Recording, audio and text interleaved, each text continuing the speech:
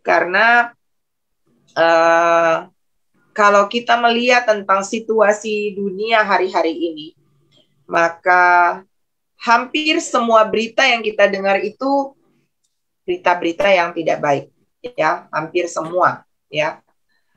Uh, Bencana alam, banjir, yang kita tahu hari-hari ini ada longsor, ada puting beliung. Kalau Bapak Ibu buka berita tentang kondisi dunia hari-hari ini, maka hampir semua itu berita tentang situasi-situasi yang menunjukkan bahwa bumi sedang demo, ya. Kondisi bencana, bahkan ada krisis ekonomi yang sedang mewabah dan akan katanya dikatakan akan gelap bahkan di tahun depan. Bahkan presiden kita bilang bahwa akan ada situasi yang mengerikan di tahun depan, ya. Dan kondisi-kondisi krisis pangan, krisis energi, krisis finansial, keadaan COVID yang belum pulih, muncul lagi penyakit baru seperti ginjal akut pada anak-anak, kemudian masalah kesehatan dunia hari-hari ini, ya. Dan kejahatan yang semakin meningkat seperti yang dikatakan di dalam 2 Timotius 3, keadaan manusia pada akhir zaman. Bahkan kalau saudara lihat berita-berita kemarin, orang-orang percaya bahkan disebut sebagai pendeta, tapi bahkan ada berita yang viral, dia melakukan tindakan kejahatan terhadap sesama teman pelayanannya sendiri. Kalau kita lihat kondisi keadaan ini yang terjadi di muka bumi hari-hari ini, bahkan tadi saya mendapat berita bahwa akan ada, mereka menemukan bahwa ada mulai menyusup teroris-teroris di dalam gereja, termasuk katanya di tempatnya kami. Berita-berita yang semuanya nggak mengenakan, Bapak Ibu. Kalau kita mendengar berita seperti itu, apa yang kita alami atau kita rasakan? Bumi yang saudara dan saya tinggali ini semakin tidak nyaman untuk kita huni. Benar enggak? Amin. Bumi yang kita tinggali ini tidak semakin nyaman untuk kita tinggali. Ya, kejahatan, bencana, masalah-masalah yang akan ada di depan yang belum pernah terjadi, dan itu adalah kesusahan-kesusahan yang akan kita alami. Dan memang bumi yang Bapak Ibu Saudara dan saya tinggali ini akan berakhir. Dengan kata lain, bumi ini akan berakhir, ya. Kalau dunia bilang ini namanya kiamat, ya. Tapi sebelum kiamat itu terjadi, akan ada proses-proses yang akan kita jalani. Dan sebelum kiamat secara global, secara umum, maka akan ada kiamat pribadi. Ya, tadi saya baca sebuah berita, ada sebuah rumah yang tiba-tiba nggak ada hujan, malah sedang ada panas, tapi tiba-tiba ada longsor yang turun dan orang-orang di dalam rumah itu terjebak dan ada yang meninggal dunia. Artinya itu kiamat pribadi buat mereka, Bapak Ibu.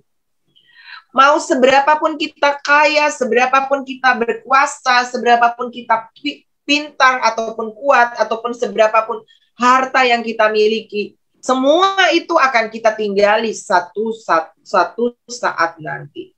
Yang menjadi pertanyaan adalah, kemana kita setelah dunia yang saudara dan saya ini tinggali, kita akan pergi kemana? Itu kan satu pertanyaan yang perlu kita jawab, sebuah kepastian yang harus kita dapati supaya kita tidak hidup di dalam ketakutan.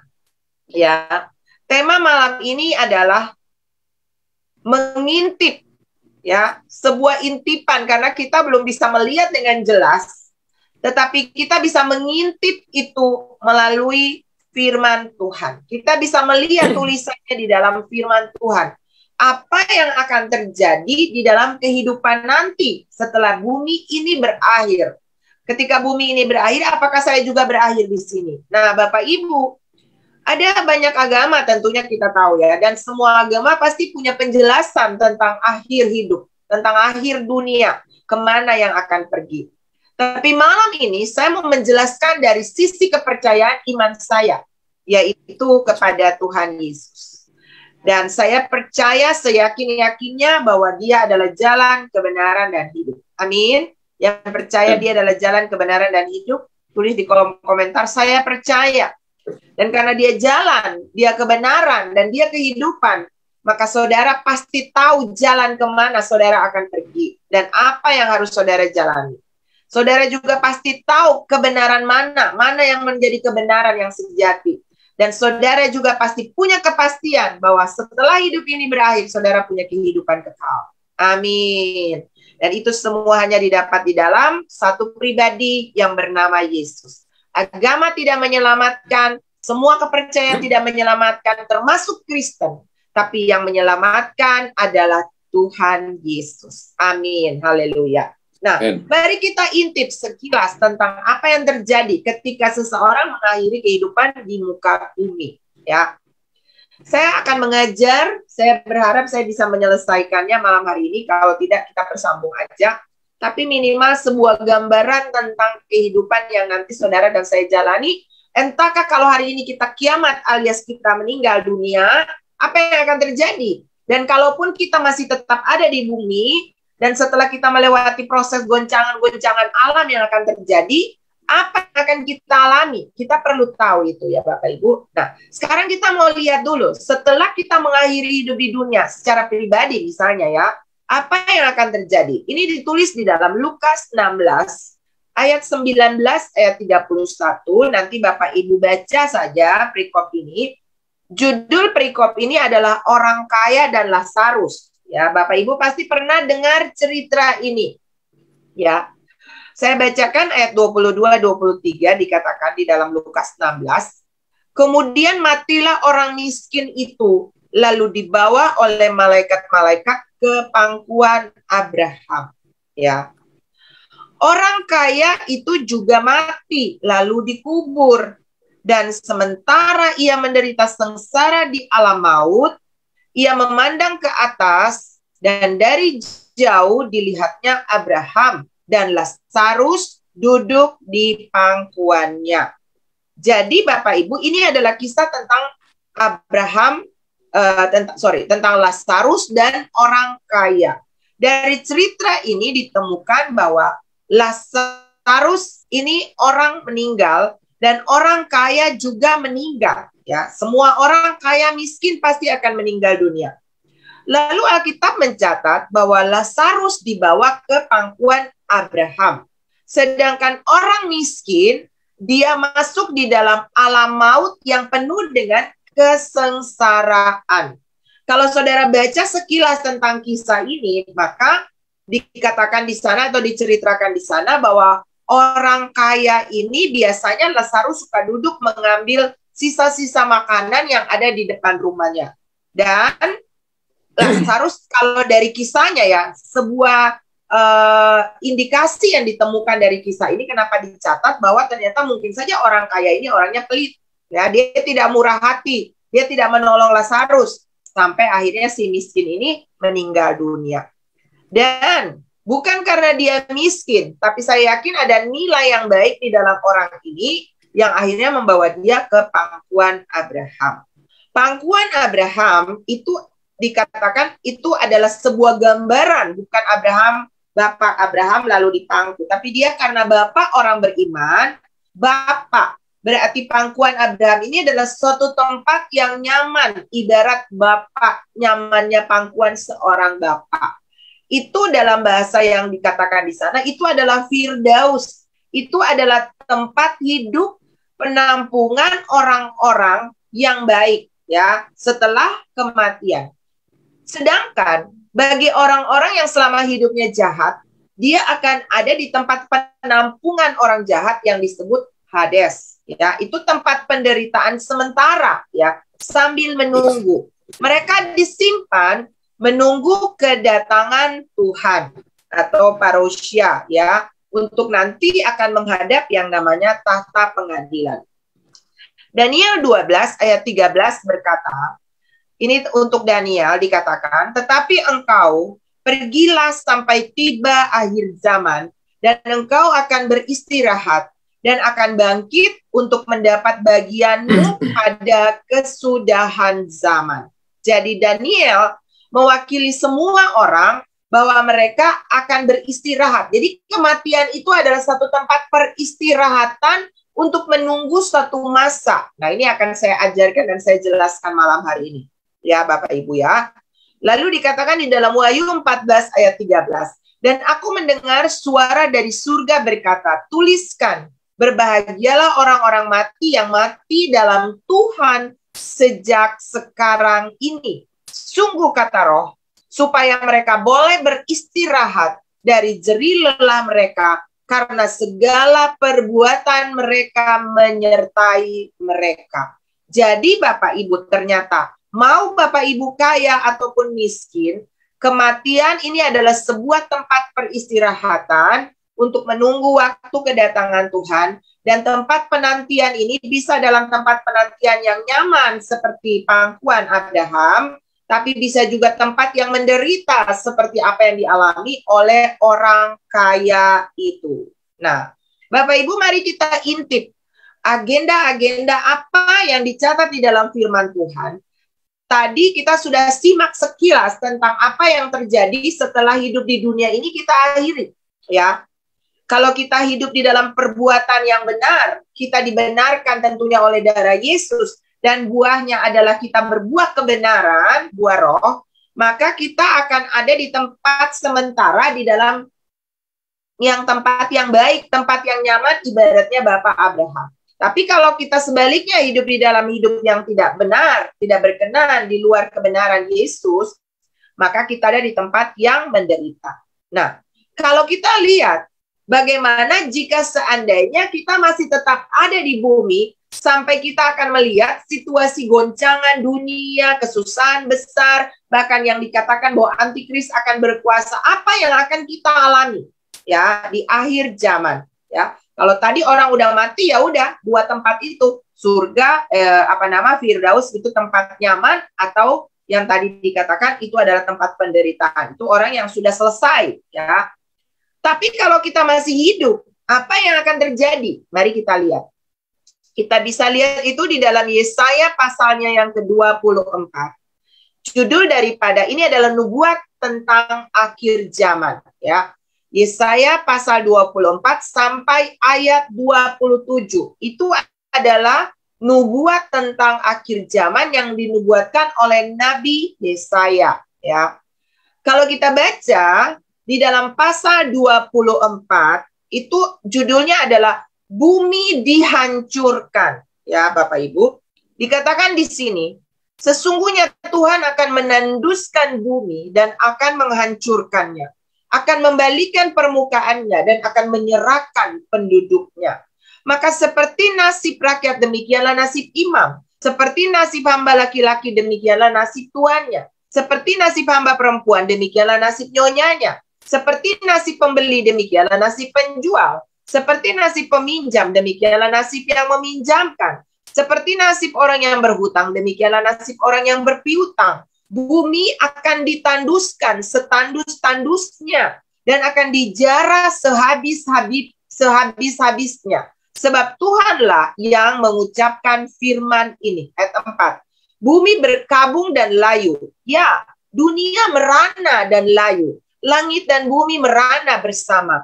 Bumi cemar karena penduduknya. Sebab mereka melanggar undang-undang, mengubah ketetapan, dan mengingkari perjanjian abadi. Kalau Bapak Ibu baca seterusnya, ini kondisi bumi yang hari-hari ini kita sudah alami dan akan semakin susah sampai ke depannya Bapak Ibu. Sampai dikatakan manusia akan tinggal sedikit, ya, di ayat 6 bagian B itu, ya.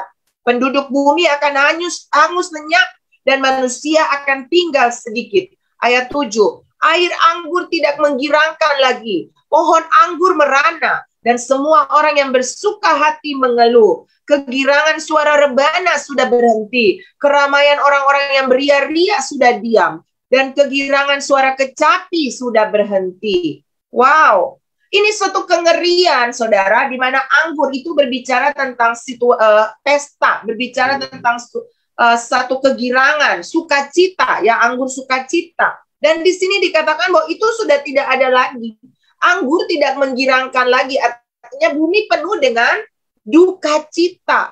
Orang sudah mengeluh, ya, nggak ada suara rebana, tari-tarian udah nggak ada. Betapa menderitanya Bapak Ibu. Bisa baca terus Bapak Ibu, bisa baca terus ayat-ayatnya, ya. ayat 24 itu berbicara tentang kehancuran bumi. Ayat 19, bumi remuk redam, bumi hancur luluh, bumi gonjang ganjing, bumi terhuyung-huyung, sama seperti orang mabuk dan goyang seperti gubuk yang ditiup angin. Dosa pemberontakannya menimpa dia dengan sangat. Ia rebah dan tidak akan bangkit lagi. Bapak Ibu baca terus. Bisa nanti di rumah dibaca ya. Ini tentang kondisi dunia yang kita akan, bumi yang akan kita hadapi ke depan, kehancuran. Paralelkan itu dengan Matius 24. Ini akan dan pasti terjadi. Kita tidak bisa tengking, karena ini sudah dinubuatkan dan ini pasti akan terjadi. Ini persiapan untuk kita. Kita perlu tahu kondisi bumi yang akan kita alami, yang sedang di depan yang akan kita alami, dan bagaimana kita mempersiapkan diri. Paralelkan dengan Matius 24. Matius 24 itu juga bicara tentang khotbah pada akhir zaman. Kita nanti baca Bapak Ibu, tapi kira-kira kisi-kisi daripada Matius 24 ini apa yang akan kita alami? Akan ada penyesatan, ya, ayat 4, ayat 5, ayat 11 di Matius 24. Akan ada perang, ya, kita lihat Ukraina dan Rusia berperang. Belum ke depan akan ada muncul perang-perang dunia, ya. Akan ada gempa dan sudah terjadi gempa, bencana-bencana alam, ya. Kelaparan akan menimpa bumi, bahkan dikatakan kelaparan akut sudah melanda bumi. Negara-negara sudah menyatakan diri sebagai negara-negara yang bangkrut banyak, saudara. Ya, akan ada kelaparan. Penyakit menular yang akan sudah melanda dan akan ada di depan yang lebih ngeri, saudara. Deru dan gelora laut, itu di dalam Lukas 21 ayatnya yang ke-25. Kemerosotan moral, ya, kejahatan manusia di akhir zaman, seperti dikatakan di dalam 2 Timotius pasalnya yang ketiga. Manusia akan mencintai diri sendiri, menjadi hamba uang, membual, tidak tahu berterima kasih, tidak menghormati agama, tidak tahu yang baik, garang, menyombongkan diri, dan sebagainya. Apalagi kehancuran ekonomi, Yakobus 5 ayat 2-3. Ya, tapi satu hal yang sangat menyenangkan yang sedang kita lakukan malam ini melalui Zoom, dan juga sedang terjadi Zoom di mana-mana, ibadah-ibadah online di mana-mana adalah apa? Matius 24 ayat 14 berkata, dan Injil kerajaan ini akan disebarkan ke seluruh bumi. Puji Tuhan. Ini berita baik, ya. Di antara bad news ada good news, ya. Injil kerajaan akan diberitakan di seluruh dunia, menjadi kesaksian bagi semua bangsa, barulah tiba kesudahannya. Wow. Jadi Bapak Ibu, di balik semua bad news, di balik semua berita buruk, ada berita baik, ya, yang akan kita alami, yaitu Injil mendunia. Hari ini orang nggak perlu pergi penginjilan di kamar-kamar atau di rumah-rumah orang. Dari YouTube, dari Facebook, dari Zoom, mungkin Bapak Ibu juga ada di kamar tidur, mungkin Bapak Ibu juga ada di kantor, dimanapun Bapak Ibu bisa mendengar berita Injil. Wow, ini kabar baik, ya. Ini kabar baik yang kita bisa alami, ya. Lalu Bapak Ibu, dikatakan di dalam pasal 24, kan pasal 24 sampai 27 di dalam Yesaya tadi itu tentang nubuat akhir zaman, ya. Lalu ayat 24 tadi menceritakan tentang keadaan bumi yang gonjang-ganjing. Kalau kita lihat di dalam pasal 25, di dalam Yesaya pasal 25, judulnya adalah ucapan syukur karena musuh sudah musnah.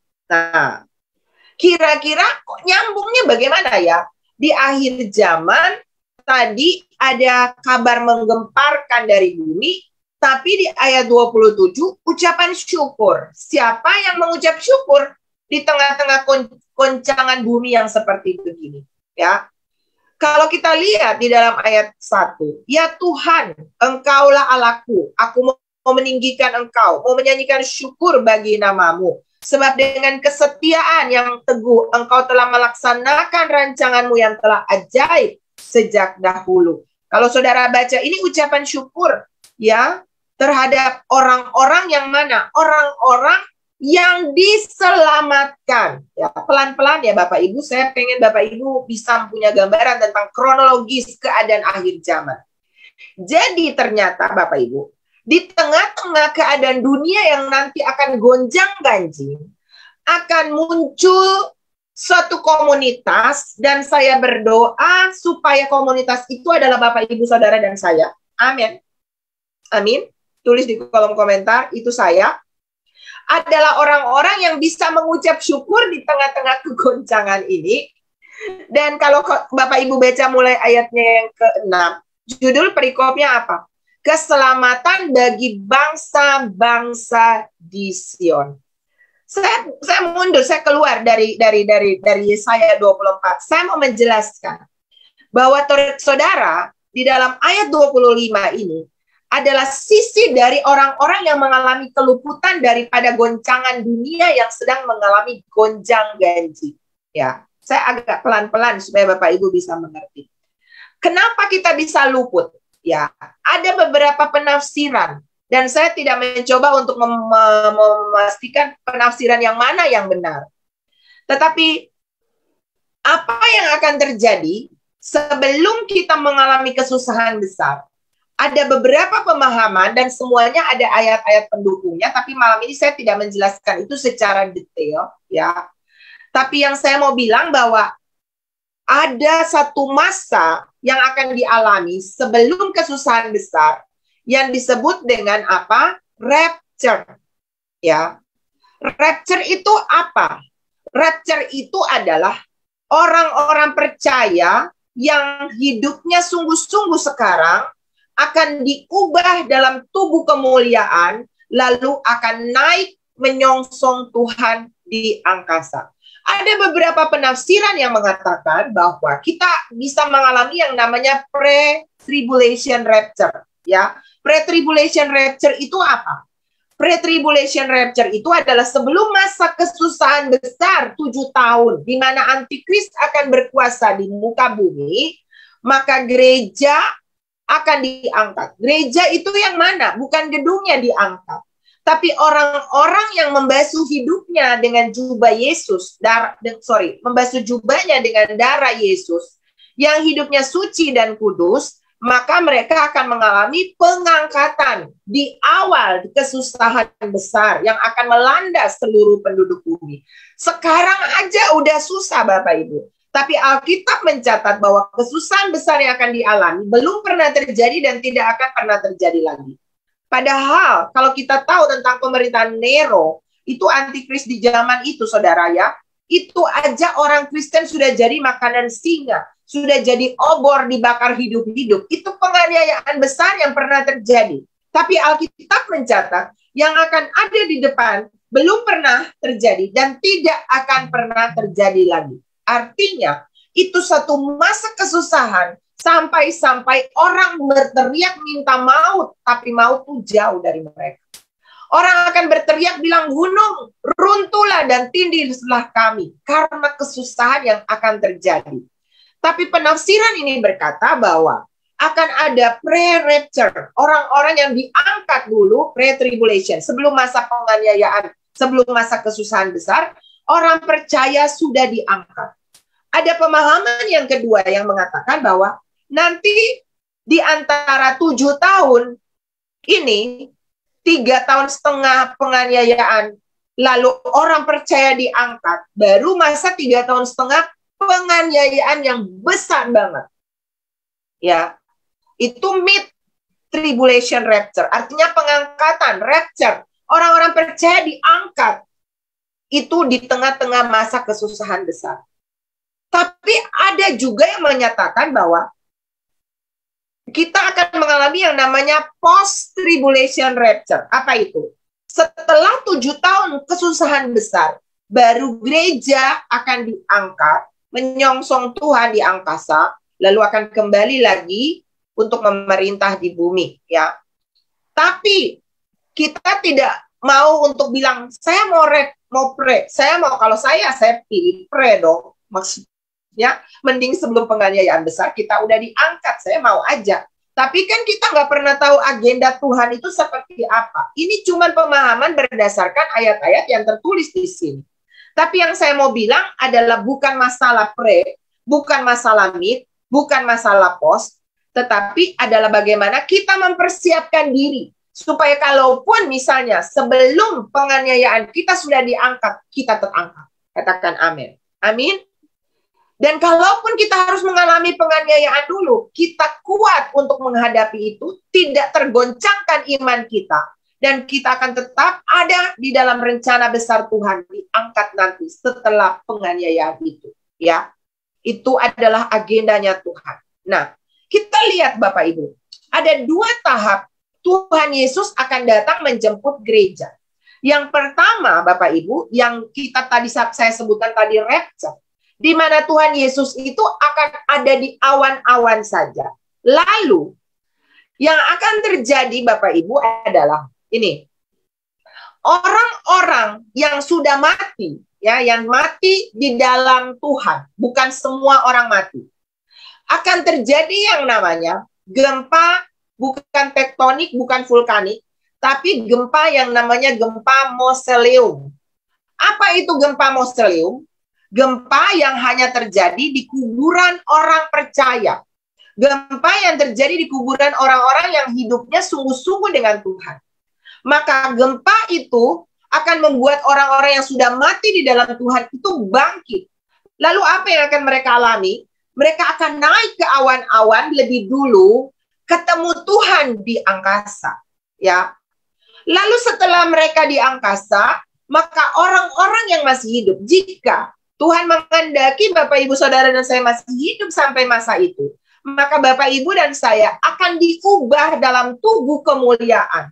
Tubuh kita yang sekarang ini, baju yang sekarang, kacamata, gigi palsu, rambut palsu, ini akan lepas. Lalu kita akan pakai tubuh kemuliaan, ya Bapak, Ibu. Lalu kita akan diangkat di dalam tubuh kemuliaan itu, bertemu Tuhan di udara. Kita bisa nyanyi.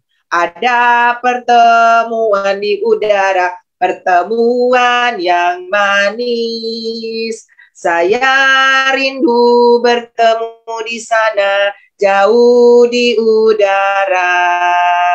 Nyanyian yang terdengar yang belum pernah didengar adalah kegirangan. Dan anak Allah yang pimpin kita, pertemuan di udara. Amin. Berapa banyak Bapak Ibu yang rindu mengalami pertemuan di udara? Itu keren banget. Tidak bisa tertandingi. Sesuatu yang sangat-sangat spektakuler yang akan terjadi. Lalu Bapak Ibu, ketika kita terangkat bertemu Tuhan di awan-awan yang permai, ya, maka kita akan lihat di sini bahwa ketika kita sudah terangkat, ya, bertemu Tuhan di udara, siapakah orang-orang yang terangkat?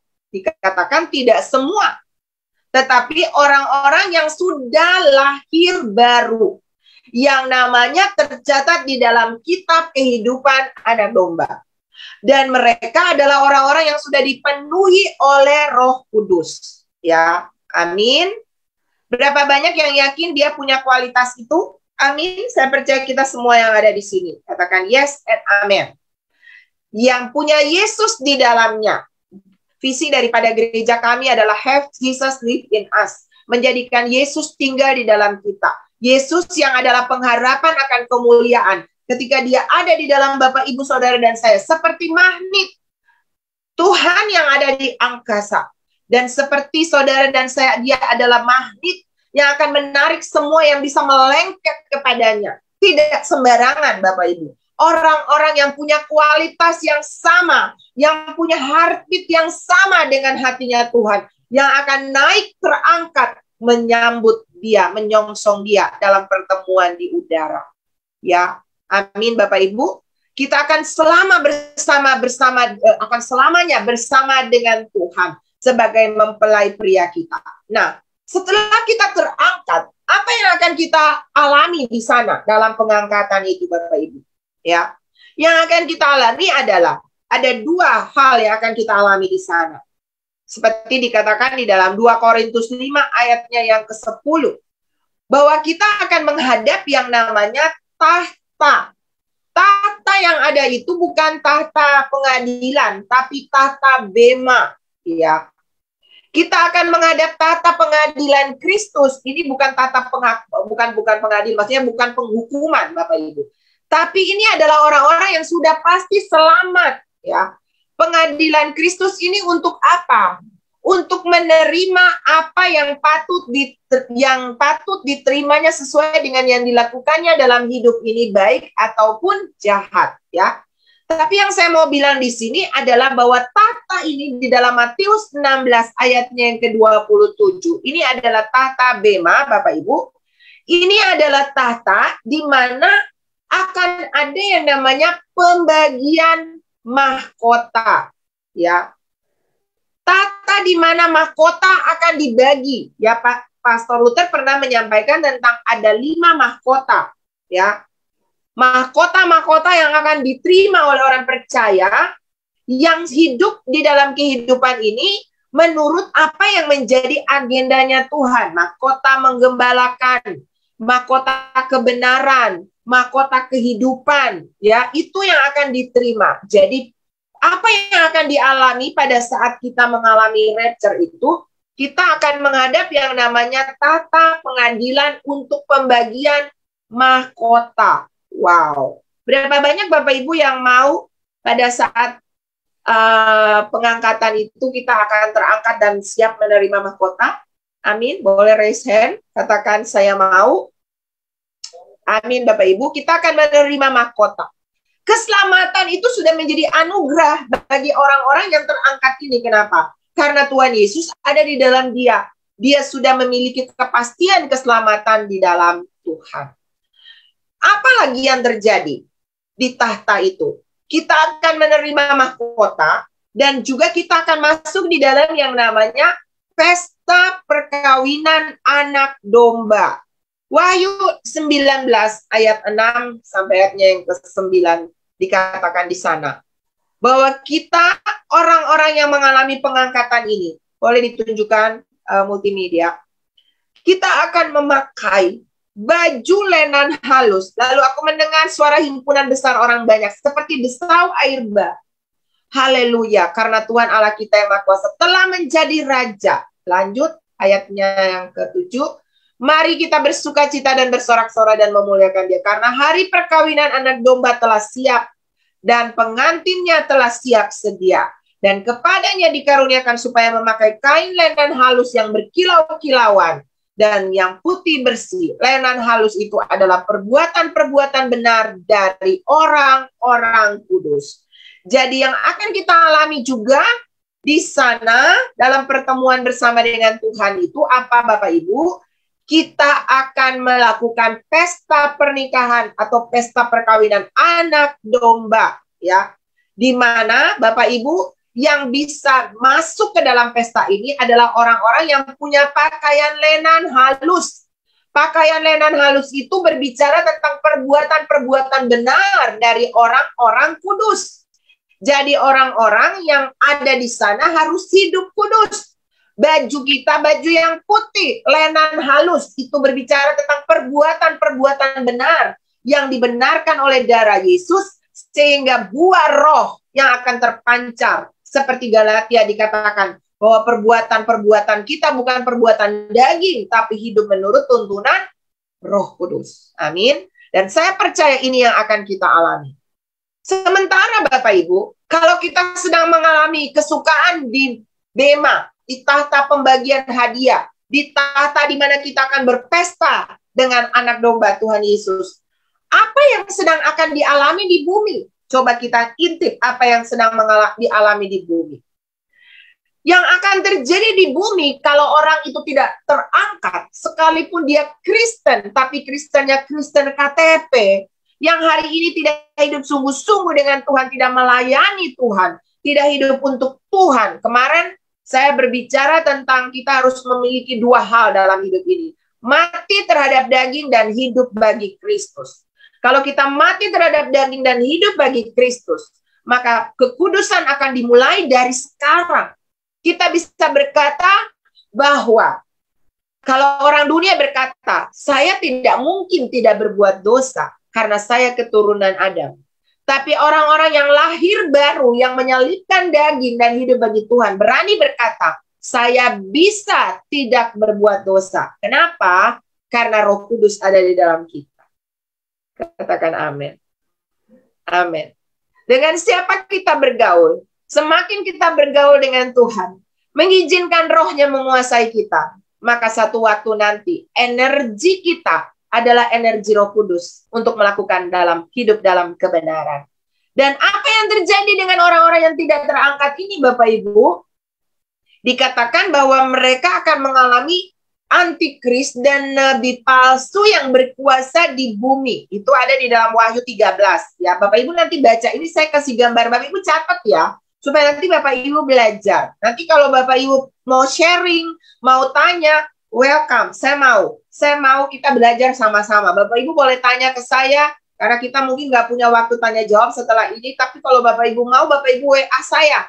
Bapak Ibu udah baca, Bapak Ibu pengen tanya apa, tanya ya, kita bisa sharing. Wahyu 13 nanti Bapak Ibu baca tentang antikris dan nabi palsu yang akan berkuasa di bumi.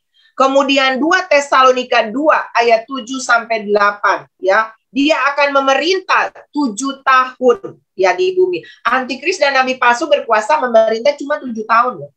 Lalu Daniel 9 ayat 27. Lalu dia akan dibantu oleh nabi palsu dan mereka akan melakukan mujizat-mujizat. Ya, Bapak Ibu. Sebenarnya antikris ini udah berkuasa lama, dari zaman dulu, dari zaman Nero, zaman Hitler, itu benar udah antikris kan, anti pengurapan. Kris itu Christ kan, Kristus, pengurapan. Dan dia udah terang-terangan tuh mengejar orang-orang Kristen, membunuh orang-orang Kristen, bahkan orang-orang yang hari-hari ini membenci orang Kristen, itu antikris sebenarnya udah mulai. Tetapi dia belum terang-terangan, dia belum bisa berkuasa dengan sepenuhnya karena masih ada yang menahannya. Ya. Kalau yang menahannya ini siapa? Yang menahannya ini Kristus, gereja yang punya pengurapan, yang punya Roh Kudus. Nanti saat gereja diangkat, ya ini makanya itu yang disebut dengan artinya gereja diangkat dulu, rapture dulu, baru antikris ini berkuasa, ya. Dan ketika antikris berkuasa, maka akan ada masa siksaan yang hebat selama 7 tahun. Ya. Pada masa itu, Bapak Ibu, Israel akan membuat perjanjian damai dengan antikris untuk membangun bait suci. Kemarin saya dikirim satu berita bahwa sudah mulai dikumpulkan lembu merah di Israel. Ya, lembu merah ini buat apa? Untuk sembelihan dalam pembangunan bait suci. Dan Bapak Ibu dengar ini ya, semua persiapan pembangunan itu sudah terjadi dari kemarin-kemarin waktu saya ke Israel sudah ditunjukkan bahwa itu sudah terjadi. Dan domba atau lembu merah ini juga adalah sebuah persiapan yang nanti akan disembelih, akan menjadi ritual dalam pembangunan bait suci di Israel. Dan Israel akan melakukan yang namanya sebuah perjanjian damai dengan antikris ini untuk pembangunan bait suci. Tapi di tengah jalan, ya, antikris ini akan menyuruh untuk menyembah dia, terjadi pengkhianatan. Dan dia akan dibantu oleh nabi palsu. Lalu terjadilah kesusahan besar.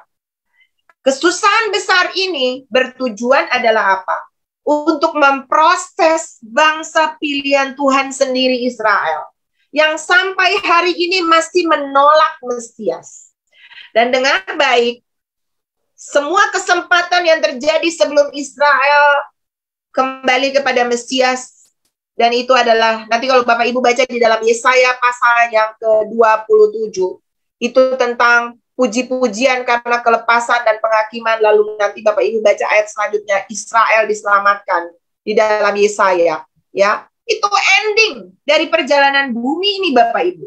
Bangsa pilihan Tuhan akan bertobat semua selamat, dan mereka akan memerintah bersama dengan Tuhan, bersama dengan orang-orang yang percaya kepada Tuhan Yesus. Dan selama mereka belum mengalami pertobatan secara global, maka ini kesempatan. Ini saya menulis skripsi saya, tesis saya adalah tentang kesempatan. Kesempatan bangsa lain masuk di dalam bilangan yang diselamatkan sebelum pintu itu tertutup ketika bangsa Israel bertobat. Jadi sekarang Bapak Ibu, ini kesempatan untuk bangsa-bangsa lain, termasuk saudara dan saya bertobat. Jadi apa yang saya mau bilang? Mari bawa seluruh keluarga kita, doakan, injili, pakai segala macam cara untuk bagaimana semua mereka masuk dalam bilangan kuota yang harus selamat sebelum pintu itu tertutup. Ya.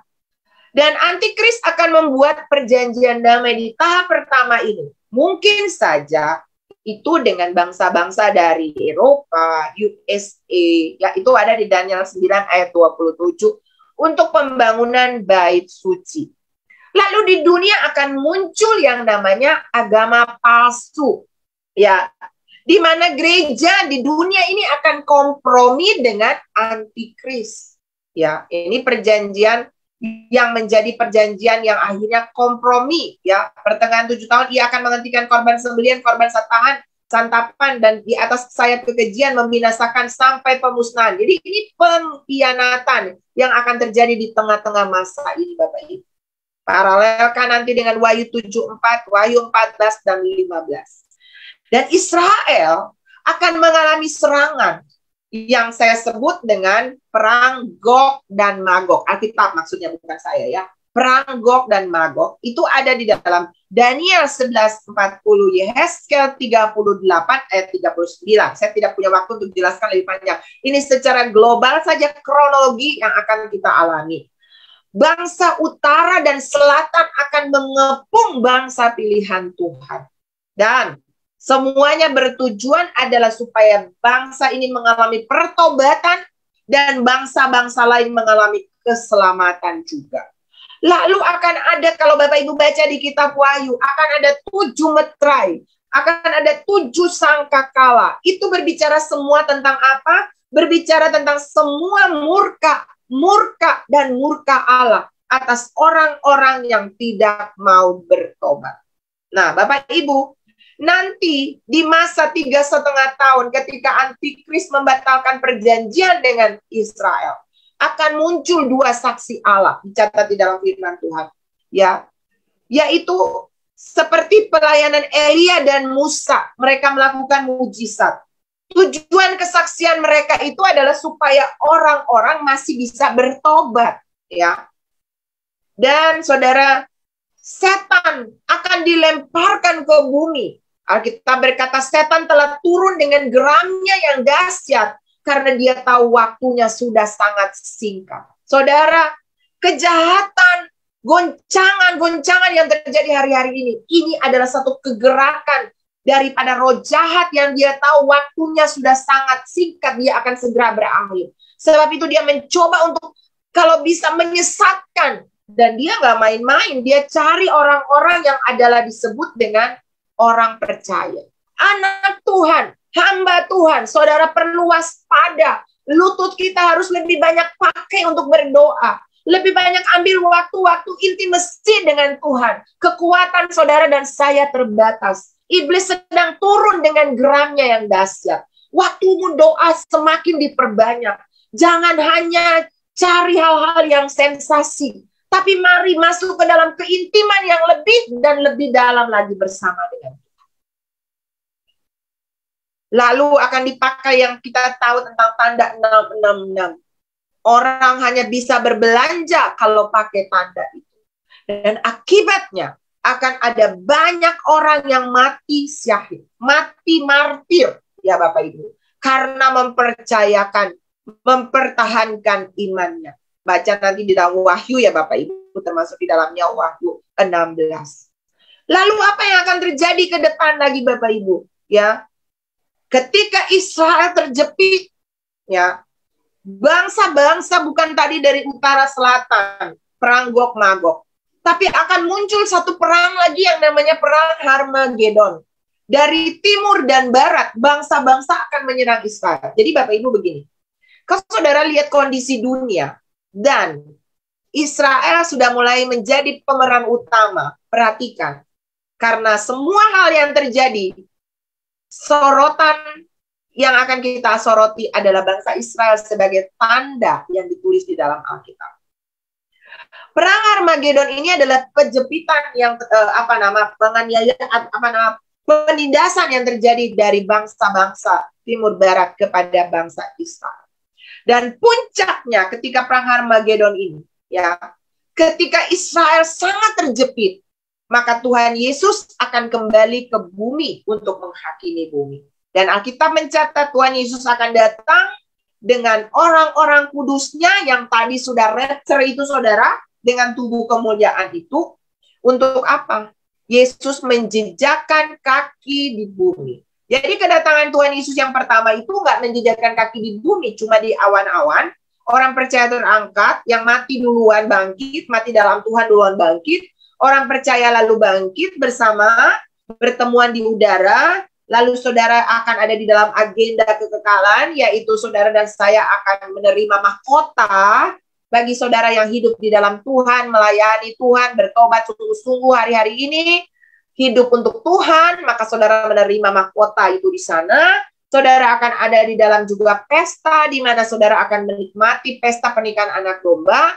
Dan setelah antikristus itu berkuasa, Tuhan Yesus akan datang kembali ke bumi, dikatakan di sini, untuk apa? Untuk masuk di dalam kerajaan 1000 tahun damai.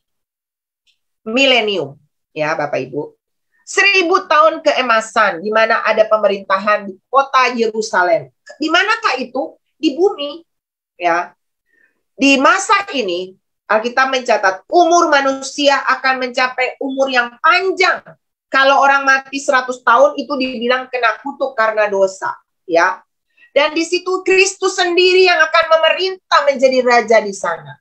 Di masa milenium ini, Bapak Ibu, saudara dengar ya, ada yang percaya, ada yang nggak percaya. Tapi saya percaya apa yang tertulis di dalam firman Tuhan ini, ya dan amin. Tergantung saudara, saudara mau percaya atau enggak. Terus saudara pikir nih, Pastor Leni lagi ngedongeng ya? Enggak, saya sedang menceritakan keyakinan saya berdasarkan firman Tuhan yang saya baca. Saudara yang mau percaya, silakan. Saudara yang nggak mau percaya juga, kiranya Roh Kudus yang akan mengajarkan kita lebih lagi. Di dalam masa milenium, akan ada 2 tipe manusia ya di sana, yaitu manusia yang memakai tubuh kemuliaan dan manusia yang memakai tubuh dunia, tubuh biasa. Ya, manusia yang memakai tubuh kemuliaan ini akan memerintah bersama dengan Tuhan. Ya, sedangkan manusia yang pakai tubuh biasa itu dia bisa mengalami yang namanya dia bisa lagi berbuat dosa karena Alkitab mencatat bahwa nanti di akhir dari pemberontak dari masa milenium ini, iblis akan dilepas, ya, dilepas dari karena selama masa pemerintahan 1000 tahun, iblis akan dikurung di dalam jurang maut. Sehingga kalau saudara baca di dalam Wahyu, dikatakan di sana bahwa akan ada kedamaian, akan ada ketenangan, ya. Dan di sana binatang-binatang liar bisa hidup bersama dengan anak-anak karena nggak ada kejahatan, nggak ada iblis. Iblis dikurung ya 1000 tahun ini, Bapak Ibu. Tetapi di akhir dari milenium ini, iblis akan dilemparkan lagi kembali. Iblis akan dilepaskan. Dan ketika iblis ini dilepaskan, Bapak Ibu, maka orang-orang yang memakai tubuh biasa masih bisa berbuat dosa lagi. Tetapi orang-orang yang sudah memakai tubuh kemuliaan itu nggak bisa lagi berbuat dosa. Sefanya 3 ayat 9 di sana dikatakan akan ada satu bahasa saja di 1000 tahun itu. Ya. Yeremia 32 ayat 27, saudara catat aja ya. Akan ada damai sejahtera di sana. Tetapi di akhir milenium akan ada pemberontakan di mana iblis dilepas dan ada orang-orang yang ternyata masih melakukan kejahatan lagi, saudara.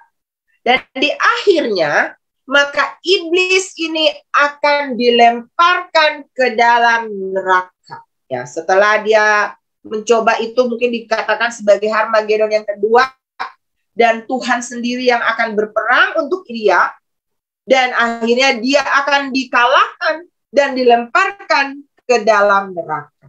Setelah iblis dilemparkan, jadi yang akan masuk ke dalam neraka itu pertama tadi antikris dan nabi palsu. Yang kedua baru setan, saudara, ya. Dan akhirnya juga adalah pengikut-pengikutnya. Sebenarnya Tuhan tidak pernah menciptakan neraka untuk manusia, tapi manusia yang memilih untuk ada di sana karena mengikuti iblis. Dan ketika itu terjadi, maka akan ada penghakiman tahta putih setelah milenium ini. Baca nanti dalam Wahyu 20, 11, 14, Daniel 7 ayat 9 dan 10. Lalu langit dan bumi yang sekarang saudara tinggali akan lenyap. Jadi kalau orang bilang langit bumi akan kiamat, belum Bapak Ibu. Nanti akan ada kronologis ini dulu. 1000 tahun damai itu juga di bumi ini lagi. Baru langit dan bumi yang sekarang itu akan lenyap. Ya, 2 Petrus 3 ayat 10, 13. Wahyu 21 ayat Wahyu 21 dan 22 di mana dikatakan bahwa Yerusalem baru turun dari surga ke bumi yang baru dan kita akan memerintah sebagai raja, ya, amin. Wahyu 22 ayat 3 dan 5.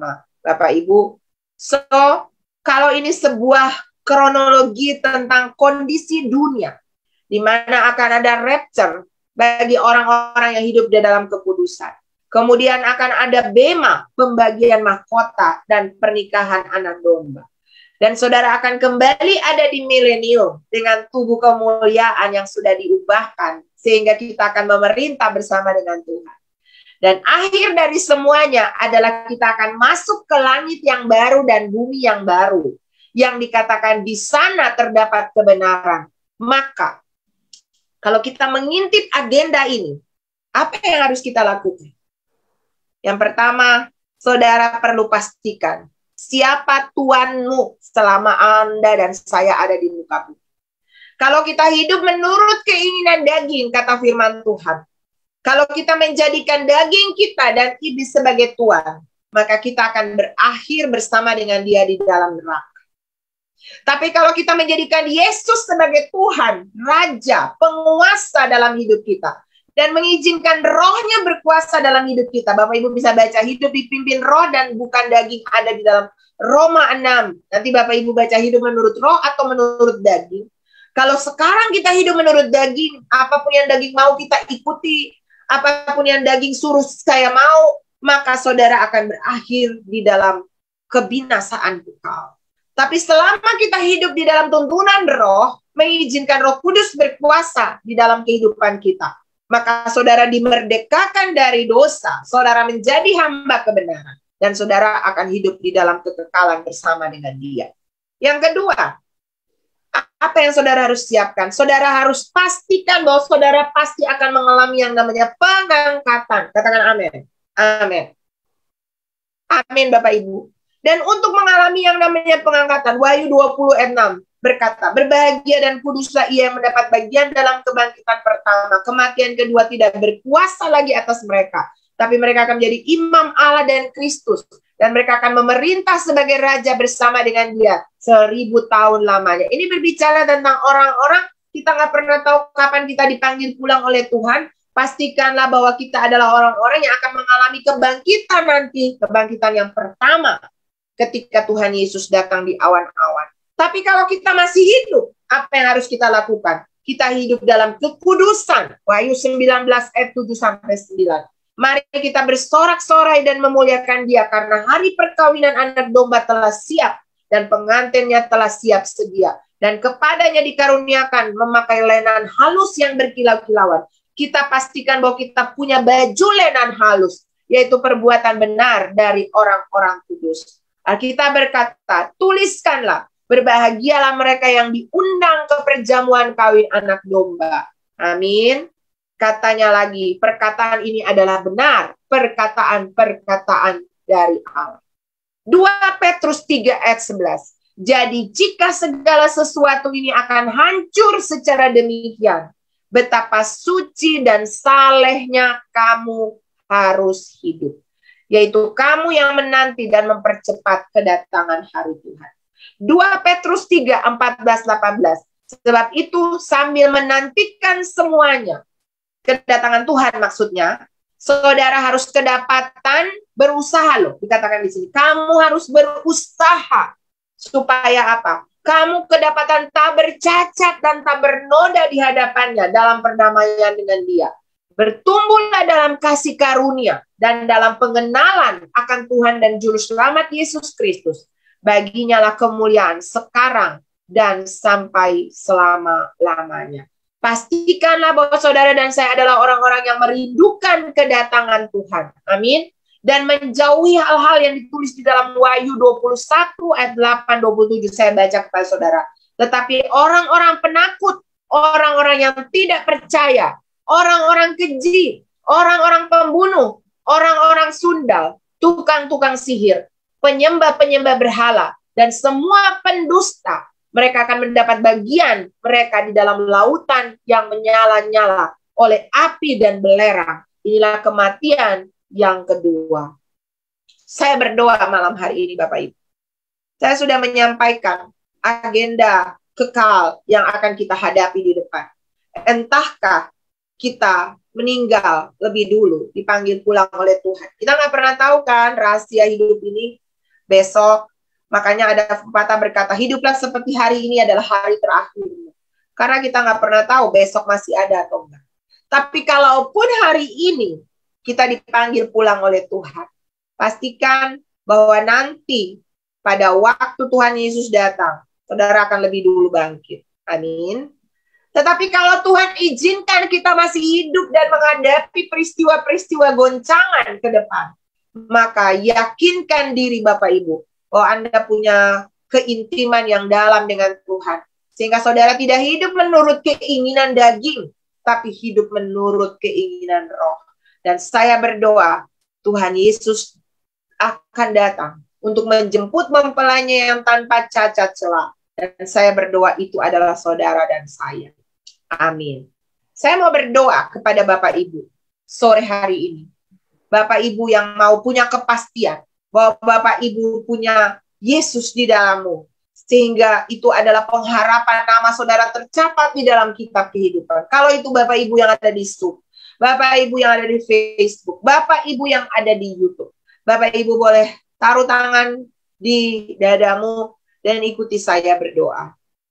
Tuhan Yesus, saya sadar saya orang berdosa. Saya membutuhkan Engkau. Sebab itu hari ini saya buka hati saya. Saya undang Tuhan Yesus. Masuklah dalam hatiku. Masuklah dalam hidupku. Jadilah Tuhan. Jadilah Raja. Jadilah Juru Selamat bagiku. Hari ini saya percaya nama saya tercatat dalam kitab kehidupan di surga. Dan saya adalah anak-Mu, calon mempelaimu. Saya akan hidup bersama dengan Engkau sekarang dan sampai selama-lamanya. Terima kasih Tuhan Yesus. Saya bersyukur dan saya menerima Engkau sebagai Tuhan dan Juru Selamat dalam hidup saya.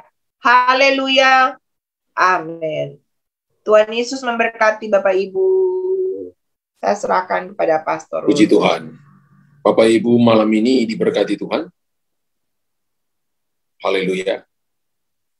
Mari kita jadi gadis yang bijaksana. Ada 5 gadis bijaksana, 5 gadis bodoh. Yang membedakan mereka bodoh adalah karena tidak ada persiapan. Selama masih ada nafas, Bapak Ibu hari ini itu kesempatan untuk Bapak Ibu mempersiapkan diri dengan baik. 1 jam itu berarti bagi Tuhan. 1 hari itu berarti bagi Tuhan. 1 minggu itu berarti bagi Tuhan. Pakai itu menjadi sebuah persiapan untuk Bapak Ibu nanti bisa ada bersama-sama dengan Tuhan ketika Tuhan datang sebagai Raja. Dia tidak datang lagi menyelamatkan kita, tapi dia datang sebagai Raja, Bapak Ibu. Dan agendanya tadi disampaikan oleh Pastor Leni, Bapak Ibu, mari siapkan hati kita, ya, siapkan seluruh hidup kita, sehingga kita mau reposisi hidup saudara dan saya.